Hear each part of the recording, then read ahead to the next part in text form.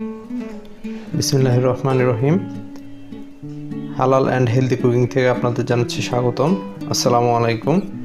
আজকে আমি আপনাদের জন্য বানিয়ে দেখাবো মিক্সড সালাদ রেসিপি।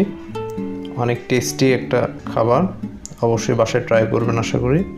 তো প্রথমে আমরা এখানে একটা শসা ছিলে কুচি করে কেটে নিচ্ছি। খুব ইজি প্রসেস, আপনারা আপনাদের পছন্দ মতো সাইজ করে এটা কেটে নিতে পারবেন। নিয়ে নিচ্ছি একটা টমেটো, এর বোটার অংশটা ফেলে দিচ্ছি। পাতলা পাতলা স্লাইস করে কেটে নিচ্ছি টমেটোটাকে। এরপর আমরা নিয়ে নিব গাজর। গাজরটা আপনারা এভাবে কুচি করেও নিতে পারেন অথবা গ্রেটার দিয়ে গ্রেট করে নিতে পারেন, সবচেয়ে ভালো হয়। যতদূর সম্ভব একটু চিকন করে কুচি করবেন গাজরটা, কারণ গাজর একটু হার্ড টাইপের সবজি, তা না হলে সালাদ খাওয়ার সময় গাজর দাঁতের নিচে পড়বে, যেটা খুব একটা ভালো লাগবে না।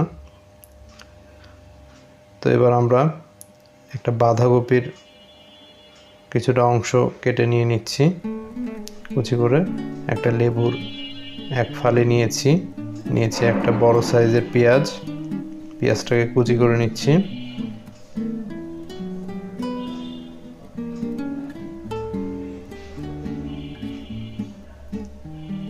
নিয়ে নিচ্ছি দুইটা কাঁচামরিচ, মাঝখান থেকে চিড়ে টুকরো টুকরো করে কুচি করছি। এবার ধনেপাতা কুচি করে নিচ্ছি। একদম ফ্রেশ সবজিগুলো ইউজ করবেন এখানে।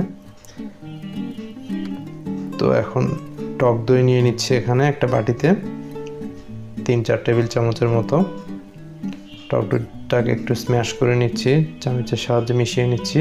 এরপর দিয়ে দিচ্ছি 1/2 চা চামচ পিঙ্ক সল্ট। আপনার পিঙ্ক সল্টটা ম্যানেজ করতে না পারলে সাধারণ খাবার লবণটা দিবেন। দিয়ে দিচ্ছি 2 টেবিল চামচের মতো মধুটা ম্যানেজ করতে না পারলে চিনি দিবেন, তবে দেওয়ার চেষ্টা করবেন অবশ্যই, তাহলে টেস্টটা অনেক বেটার হবে। এবার দিয়ে দিচ্ছি লেবুর ফালিটা, চিপে রস দিয়ে দিচ্ছি। এটা টপিং হিসেবে ইউজ করব আমরা সালাদের, এবং এভাবে একটু খেয়ে দেখবেন, অনেক সুস্বাদু লাগবে সালাদটা। এবার দিয়ে দিলাম অলিভ অয়েল। এবার মিশ্রণটাকে আমরা একটা সাইডে সরিয়ে রাখবো। এবার আমরা একটা বাটিতে সালাদের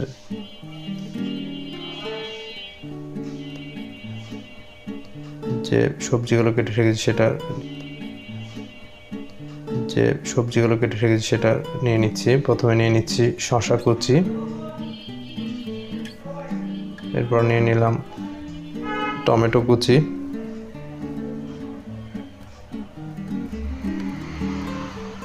এবার দিয়ে দিচ্ছি বাঁধাকপি। এবার অ্যাড করে দিচ্ছি গাজর,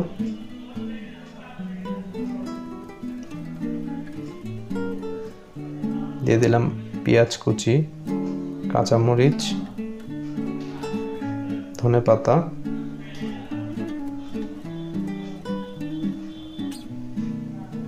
এবার আমি টক দইয়ের যে মিশ্রণটা রেডি করে রেখেছিলাম সেটা ছড়িয়ে দিচ্ছি।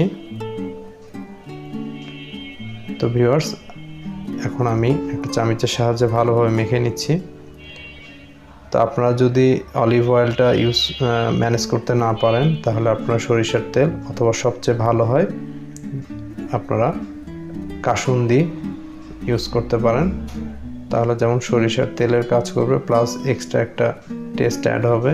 এর আগে আমার চ্যানেলে একটা ভিডিওতে আমি কাসুন্দি দিয়ে করে দেখিয়েছি, এটা অনেক টেস্টি ছিল। দেখুন, উপর থেকে একটু অলিভ অয়েল ছিটিয়ে দিলাম আমরা। তো ফ্রেন্ডস, আজ এই পর্যন্তই। ভালো থাকবেন। আসসালামু আলাইকুম।